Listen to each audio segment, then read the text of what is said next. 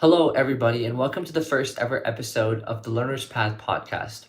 Today, I had the privilege of speaking with Ilai Amar. Eli is a sophomore at Brandeis University. He's also the founder of Big Buddies and Big Buddies AI. Big Buddies is a volunteer organization which is going to help you with your college application process. They also have an AI tool which is more on the business side of things, where it'll grade your entire Common App essay for you, give you advice, give you a grade, and give you everything you need to perfect that essay as much as possible. You can expect to learn more about the college application process, about starting a business as a college student, about Eli's favorite books, a productive day in Eli's life, Eli's story, and Eli's experience studying abroad and attending a pre college program at Harvard University. If you are interested in learning more about Eli or Big Buddies, you can go on LinkedIn, search up Ilai Amar, and connect with him, or you can go to bigbuddies.org. I'll put the link in the description of the YouTube version of this so you can go check him out, check his company out, and maybe they can help you guys out with your college application. Thank you so much, and I hope you guys enjoy this podcast. So, welcome, Eli. This is the first ever episode of The Learner's Path, and it's a pleasure to have you here with me. We'll spend the next hour or so talking about your story, how you launched Big Buddies as a college student, and we'll go over some advice for current high school students who want to increase their chances of getting into college or a good college. To start off, tell me your story, everything we have to know about who you are. For sure. Thanks so much for having me. So, my Yeah. name is Ilai Amar. I'm a sophomore at Brandeis University from New York City, and I'm a first generation college student. Nice. So talking about Big Buddies, a lot of people want to know how to launch a business, and launching one as a college student is extremely impressive. So talk to me about what that was like, and what Big Buddies is, and how you initially came up with the idea for Big Buddies. For sure. So, as the founder and CEO of Big Buddies, right, we started off as a volunteering platform about a year ago, right? I created the first MVP, created the team, and launched it. And it was overall through the shared hardship of not only my experience with the application process, but also my peers, where it was very difficult to find good or decent help to get questions answered with the college apps, especially for those that wanted to go to great schools, right? I had the aspirations of going to one of the Ivy Leagues, and to get help for that specifically was either super expensive or just really hard to find. So with Big Yeah. Buddies, we created a volunteering system where current college students help and mentor current high school students. So since then, right in January, I was invited to MIT to further develop it, and then we helped since then over 200 PhD, MBA, and undergraduates, mainly from Ukraine and Ethiopia, but then also from Czech and Turkey, apply to colleges, help them in terms of teaching them how financial aid works and everything. And then one of the students actually ended up at Brandeis for her MBA from Ukraine, Nice. which was a wonderful outcome of year one of Big Buddies. And we're also making, on the other side of it, software, which is out right now. It's called the Merlin, which is a common app essay grading software. So it provides and grades students common apps within 10 to 30 seconds. Nice. Congratulations with everything you've done with that. What were the initial steps that you took to launch Big Buddies? Some of the biggest challenges, everything you went through in that initial phase to make it a reality. Mm. So before building anything, I think what's most important is to understand what problem you're trying to solve or to contribute to help solving. So that was the initial step, and then ultimately just testing out the idea, seeing if it's viable, seeing if it's wanted. Um, yeah, I think those are the initial steps. You have to be very sort of obsessed about not only sharing the idea with others, but in a way, seeing how you can get that vision to where you want it to be. Now, obviously, Big Buddies is still early stages. I'd love for it to be really widespread across most high schools, but slowly but surely we're building nicely. And I think what I can recommend to any sort of student or aspiring entrepreneur is if you're passionate about it and truly feel that you have a connection to the mission you're trying to solve, uh, the goal and how far you can go is pretty endless. You just have to keep on putting in the work, and not busy work, but work that can perhaps take you a step forward each time. I completely agree with all that. Some great insight. What you said about Big Buddies and Merlin, I think what separates Big Buddies from most companies is the AI tool that you guys just launched, Merlin. It shows that you guys adapted to the rise of artificial intelligence. There's a lot of AI softwares out there in a lot of different spaces. Talk to me about the idea of Merlin specifically. How did you come up with it? How was it executed? What went into making it a reality? For sure. So Merlin was a lot of fun to make. Um, I came up with the idea because I thought, right, one of the things that I saw students struggle with most was making the clear distinction on what makes a great Common App essay, right? It's not a typical high school English class essay or something that students have really written in the past, especially from my experience. So I was sitting down with my technical partner and thought, wouldn't it be pretty cool if we had some software that could grade students' Common Apps, right? Because to get in-person help from someone that goes to an Ivy League or a freelancer, it can be quite expensive and costs 300 to 100, 150. Now, that's not um that's not our competition in a way. I think people that are doing that, that's great, but we're just providing a more affordable and economical option where students could get feedback more often. So I thought, how can we sort of democratize and make it more accessible for students to get essay help? Because in-house school college counselors, they're great, but they're usually quite overworked with the amount of students they need to help. So Merlin's the first tool we have out. We have quite a few others sort of in the backgrounds testing them out, but for now we're going with Merlin and we're looking to see how many students we can reach with it. Is it already fully developed, The available for other use? tools are just Yeah, or Merlin. no, the Merlin. Yes, Merlin is out, fully developed. Just head over to bigbuddies.org and click the button on the homepage, Big Buddies Nice, AI. Students can simply go ahead and use it, and we're looking to launch the first update within October. nice. So I know we touched on this a little bit, but once a college student that's kind of in your like the shoes that you were in has started a business and they have everything, they have the idea, they found the problem, they created a solution, they have the concept, they have the website. A lot of times it can be very discouraging when it's harder to scale, when it's hard to get people on board, when it's harder to sell to other people. What advice would you give to college students that already have their own business and want to scale it to kind of that next level? Honestly, I'm still trying to figure that out myself. I think it's quite scaling and getting the first round of customers is definitely the hardest. Um, Yeah, I but agree. I face the same thing with my businesses that I've worked on in the past. oh, 100%. But at the same time, there's something sort of I kind of enjoy it in a way because you sort of need to try and solve a problem from many different angles, and I feel like you learn a lot about business in that way and problem solving than just reading a book, right? Reading a book about it is definitely the first step so you understand the theory, but then Yeah, trying and executing it is completely different. So I guess for any student looking to scale their business or to really get the first round of customers, just don't give up. Just keep on trying different things. And I think the best thing, honestly, is it's going to sound a bit crazy, but to not sell your product. In a way, it's like to invite people to your product because I feel like everyone's trying to sell these days, but then if you invite people and it's something that's actually meaningful and people could really see themselves using it, it'll scale on yeah. its own to a certain extent. I think that just goes back to, like, providing the value, and that's Yeah, something that value Big Buddies does proposition. really well. Yeah, exactly. What are some values that are important to you in general? Mm. Um, Hard work, honesty, family, I would say, and being humble for sure. Is there any advice that you would give to an entrepreneur in general as far as your mindset goes in creating all this? I know we touched on this a little bit, but just to re-elaborate a little bit.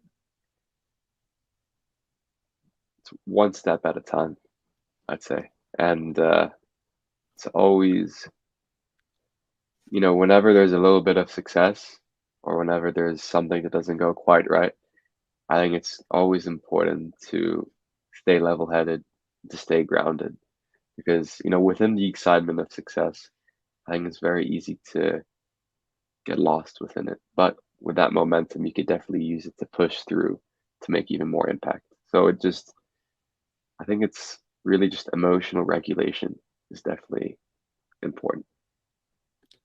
Nice.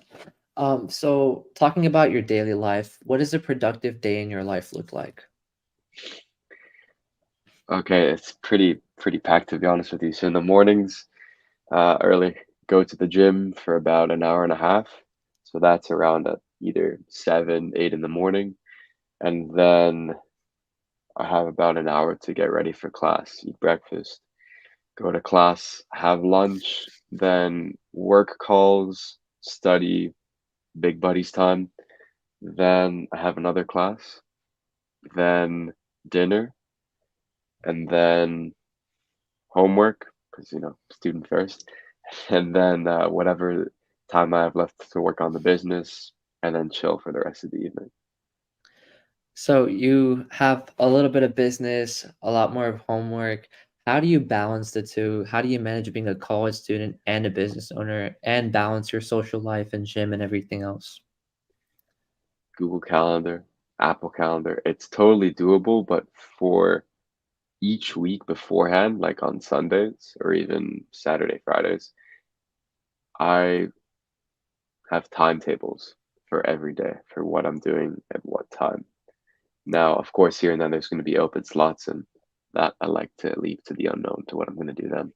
But yeah, it's definitely a work-life balance. But because I'm really passionate about both big buddies, being a great Mhm. student, and of course, maintaining and having a great social life, being healthy, because I'm really set on doing that, I always make time for it because it's important.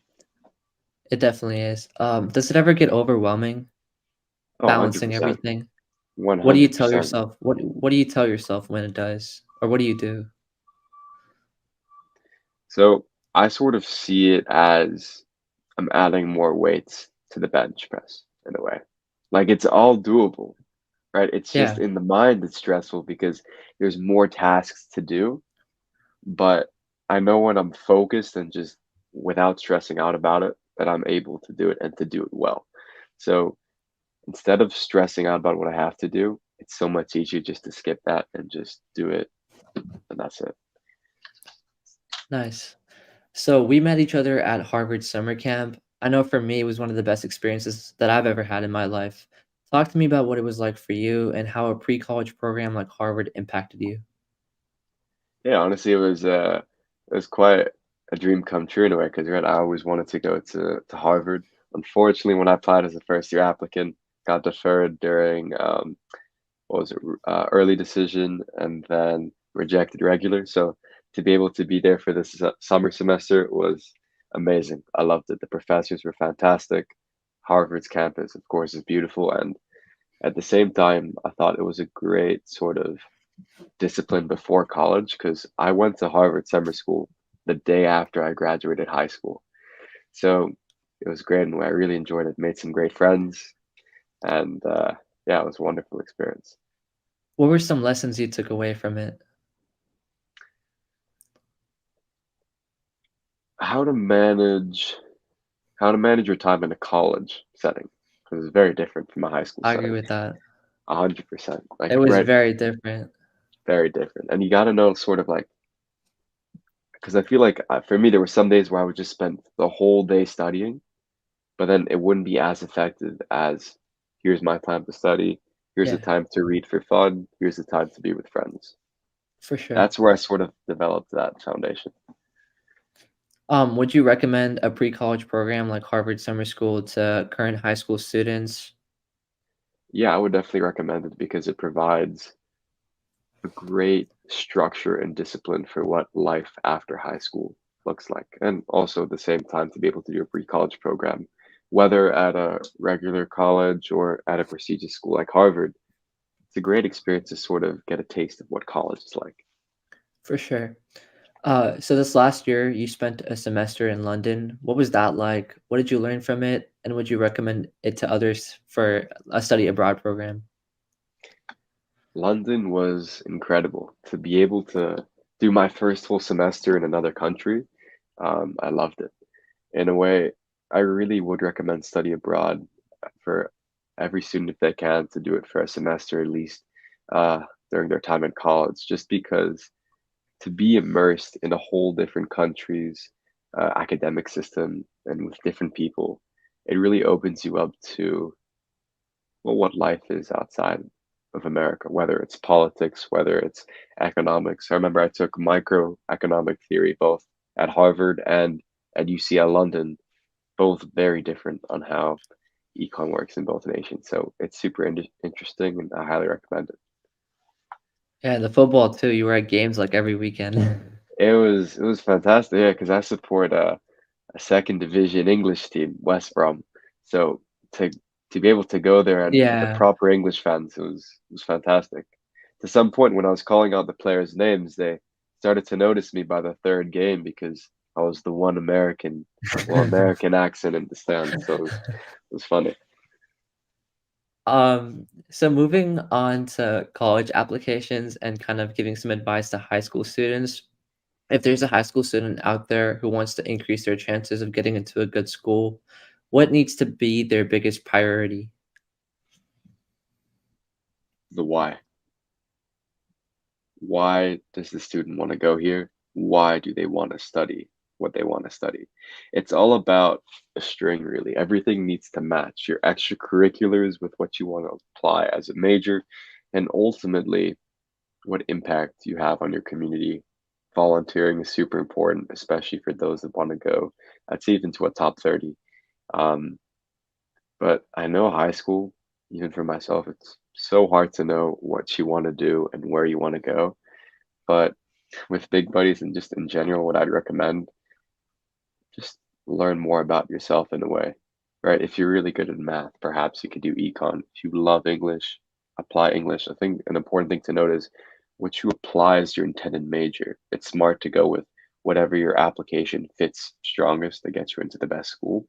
But for most schools, right, if it's in arts and sciences or just a general college, you can study and major different things once you get there.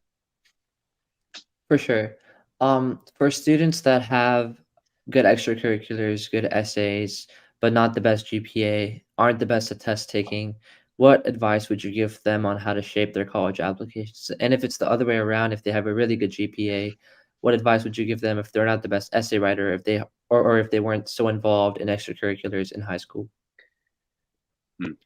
So for the students that don't have the best GPA, but everything else is outstanding, I mean, that's something that I could personally relate to. Just from my freshman year, I had like an okay GPA, like it was mediocre at best, and then it was really after freshman year where I started to understand sort of what it takes to take. Right, my goal throughout high school was to go to Harvard. So after freshman year, once I sort of had that in my mind, everything started to go up in terms of levels. So I think what really helps for students that might not have the best GPA is to look at why they might not have the best GPA. Now, I'm not the best test taker myself, but at least for me, when I'm motivated to try and get a goal done, it sort of bypasses that. You can tell yourself what you want to believe. So if you tell yourself, "Oh, I'm not a great test taker," sure, that may be true, but you believing in that is not helping either. So, right, Mhm. I went from freshman year to, okay grades to ending off with 96, 97s, 98s, like pretty strong. And then for students that have great GPAs, but then everything else is missing, they have to have great extracurriculars. I mean, if you look, there's about, I think, over 40,000 valedictorians in the country, most of which apply to Harvard. Harvard have about less than 2,000 seats available. So just to keep that in mind, you can have a great GPA, but that's not enough. You need to be outstanding either in your extracurriculars, in your awards, but getting the great GPA, that's the first step. It's not everything. So talking a little bit more about Big Buddies again, how at Big Buddies do you guys, so let's say you get a student that wants to work with you, what is the exact step-to-step process that you're going to take them through to help them with their college application? For sure. So we basically in our first meeting, and by the way, big buddies, the volunteering side, that's all our mentorship is on a volunteer basis as of now. So ultimately we meet the student where they're from and just see where they're at right now in the mind with college applications and we take it from there. A key thing that we like to look at, right, is their school, because sometimes school admission history plays a role, but obviously quite a small one. And then we look at major, minors where they like to apply. And of course, we teach them about having reach, target, likely, and safety schools. So, right, you not to just apply to all the Ivy League and that's it. You want to have a nice Yeah. balance between, right, to give yourself the best chance. And some students, right, a lot of them, which we've been working with, financial aid comes first. And some of them have quite niche majors. So it's been quite fun to look with and for them for what schools would be best in terms of EA, ED, REA, or regular decision for one, where can they get the most aid, but also end up being at a great school. So for transfer students, I know I could use this advice. Is there any advice that you give to students that are looking to transfer out of their college and go to a different college? Mm, great question.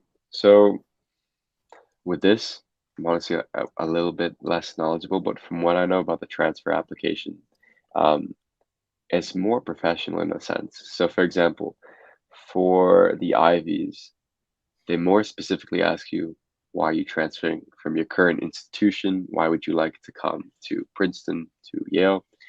And I would honestly recommend one, grades are super important, of course, especially in college.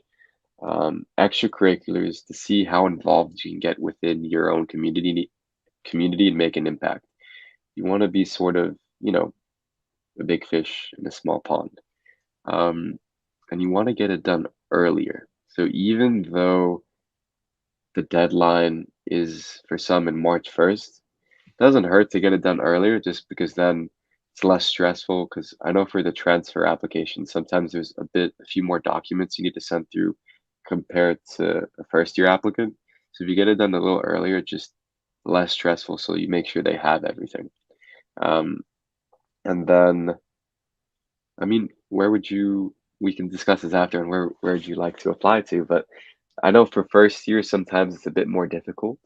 It's known that for second years, they're usually more accepting, but first year is definitely transfer that happens. Yeah, I've heard of that because they have more grades to go off of, more college Exactly. grades. Yeah. So talking a little bit more about entrepreneurship in general, talk to me about being an entrepreneur, why you wanted to be one in the first place, what are the benefits of it in your opinion? And a lot of people out there are, I mean, I have this conversation a lot of times with a lot of people if they want to leave the 9 to 5 model, they want to have their own business. And I know I want to do that. And I know you want to do that. So talk to me about that and what are your thoughts on it? Mm. So by nature, I love being creative and an outside the box thinker, a problem solver, and most importantly, a team player.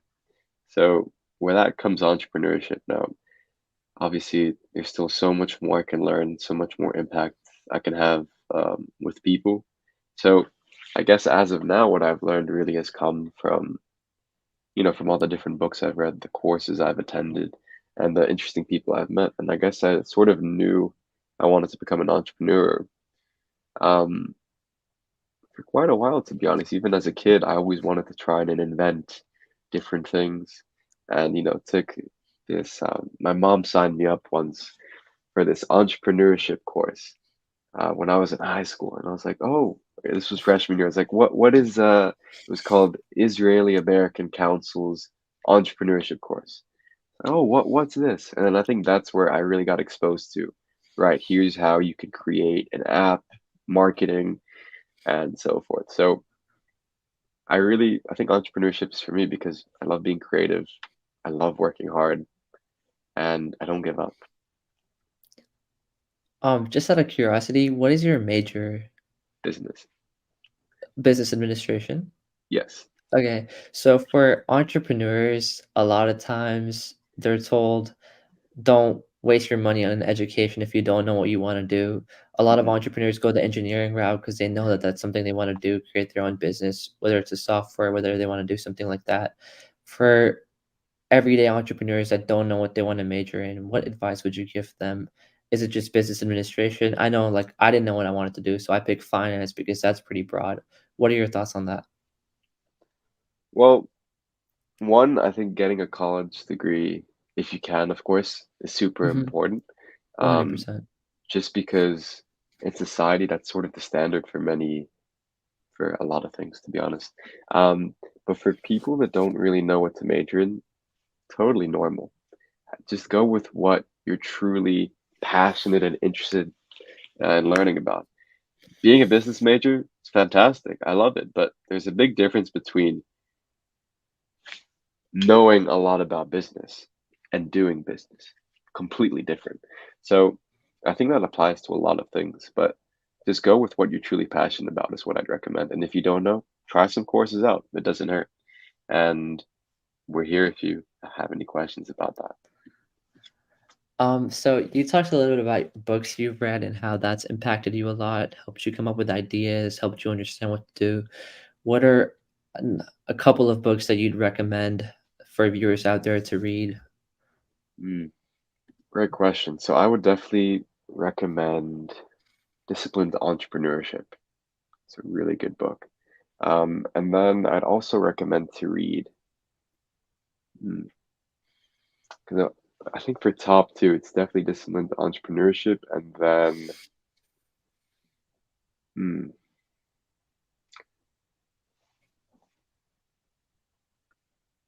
Built to Last. It's Jeff Bezos' his favorite book before he built Amazon. So I would say those two. But another key thing to note is it's important to study these things, but it's very different to apply it. And even in schools, when you take an entrepreneurship class, most of the time, what people in the space call it is it's sort of an advert of entrepreneurship because you can't really teach it. You sort of Mhm. learn as you go. So it's a great foundation, but it's not everything. Yeah. There's a lot of people who talk about self-learning as an entrepreneur. There's a lot that school can teach you, but at the end of the day, a lot of it is theory and a lot of it you do have to learn yourself just by reading books and taking courses. Mm. How do you incorporate that, like, self-learning in your life, and would you recommend other entrepreneurs to do the same thing? I wouldn't just recommend other entrepreneurs. I would recommend it to anyone. I mean, life is a lesson Yeah. within itself, outside of the classroom, within everything. So I think just for those really just passionate about something or interested in learning something new, self-learning is the best way because in a way you are your own teacher, and there's nothing better than that satisfaction of going into something without any deadlines, any limits, or just go into it. Talking about being a college student, how, like, talk to me about your study routine, techniques that you use. We talked about high schoolers and gave them advice on how to get into college, but if there's a college student out there that's not that interested in entrepreneurship and they just want to learn how to become a better student, how to get better grades, what is some advice that you'd give that person? So I know with each school it's different, but right off the bat, as soon as you start classes, professors post the course syllabus. The course syllabus Mhm. is like one of the Yeah. most important resources in any college course. And usually they outline a schedule of the whole semester when there's exams, what readings, and everything. So what I like to do is just to plan everything out as soon as I get all the course syllabuses and really just do it on a weekly basis to make sure I'm on top of all assignments and all the readings. Because I don't know about the students listening into this, but at least from my experience, I know when I am behind perhaps on a reading or two, and especially with my first semester in the United States last year, it takes quite a bit of effort to catch up. So as long as you can manage in terms of keeping up on a weekly basis and you do all the work on time and participate in class, I think that's really what you need. You just need to be present and super focused when you study, so then you could do your other endeavors after. Yeah, so far for me, it's been time management. I feel like if you master that, you can master anything because, like you said, the syllabus it has everything. So I just go on Notion and then I'll mark the due dates for everything, finish everything for that week. And last week I fell really behind. And so that was like when I understood that, okay, this week I gotta attack every single assignment like 3, 4 days before it's due. And so like this week I got all my work done, everything. So I feel like time management, just getting that down is like the biggest thing that you could do as a college student. 100%. I mean, one of the best things I think just about school and college, and I'm so grateful to be able to be a college student, is just it provides a certain structure and disciplining, right? Even though what most of we learn is theory, but there's a lot of critical thinking involved and just sort of a discipline where we can't really get anywhere else before we truly grow up. Yeah. So talking about what's next for you, where do you see yourself in the next 2 years, 5 years, 10 years? Where do you see big buddies? Where do you see yourself as an entrepreneur? Mm, it's a great question. You know, as much as I see it going somewhere, I genuinely have no idea. I could give you an answer, but there's this quote that my mother used to tell my sister and I as a kid. You know, when you have a plan, God is laughing. So at the end of the day, I'd love Big Buddies to ultimately be a source that most high school students in the United States use, have it globally recognized as a volunteer platform for all students and really create a new movement. And ultimately for us to be able to partner with different school districts to create personalized softwares to help and empower students with ultimately whatever struggles they have, not only with the college application process. So I'd love for it to go there. But, after college, let's see, we just opened up the official business early this year. So let's see. I don't know, to be honest with you. I think that quote kind of resonates with me because there's this other quote that I heard. And it was that the journey wouldn't be worth it if you knew where your destination was. If you knew that you would get there, it wouldn't be worth it to go through everything. So having that plan sometimes, I mean, you just got to go with the flow, see what happens. And I'm really excited to see everything in the future for Big Buddies and everything you do. Where can the viewers find you, learn more about Big Buddies? If there's someone that wants to, a college student that wants to be an ambassador, that wants to volunteer, help other high school students get through the whole process. And if there are high school students out there that want to use Merlin, talk to me about everything and everywhere someone can go to find more about you and Big Buddies. 100%. So if anyone looks up Big Buddies on Google, we should be one of the top ones to pop up. We're bigbuddies.org. If you'd like to meet, love to meet you. You can just click the schedule meeting button on the homepage. Merlin, you just click right next to it, Big Buddies AI. And yeah, you'll see my name on the site. Love to connect on LinkedIn. Shoot me an email. I'm pretty open. Yeah, I'll put all your links in the description of the YouTube or the Spotify so people can go check it out. Are you guys looking for ambassadors right now? Yeah, we're always looking for ambassadors, for new students to join our team, whether it's a high school student looking to make an impact in their community or a college student looking to help the future generation. Is there any last piece of advice that you'd give someone our age?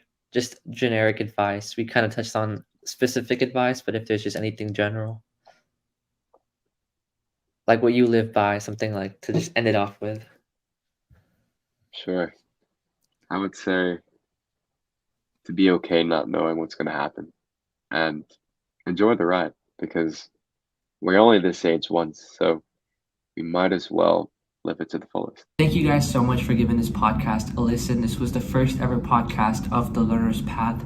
Next time, we'll have Michael Smith, owner of Project Lead Nation Frisco. Michael will talk about what it's like to own a franchise, how he started a franchise at 51 years of age. Michael's been in the health and wellness industry for about 20 years. So if you think it's too late to make it in your desired field, Michael's going to talk about starting a Project Lead Nation franchise at 51 years of age and how it's never too late to start what you want to do in life. For this podcast, if you're interested interested in Eli, all his links will be in the description or in the link tree of the Learner's Path. So make sure you go check that out. Eli is amazing. His business is amazing. So make sure you go show him some love. You can also connect with him on LinkedIn if you want to learn more from him. But thank you guys so much for giving this a listen. It meant a lot to me if you made it till here. This is the first ever podcast. There are many more to come. If you're interested in content like this, if you're interested in improving yourself, make sure you go subscribe to the Learner's Log, which is the newsletter to this podcast, where I'll recap every single podcast and also share one piece of information that I learned that week to help you further yourself even more. Thank you so much.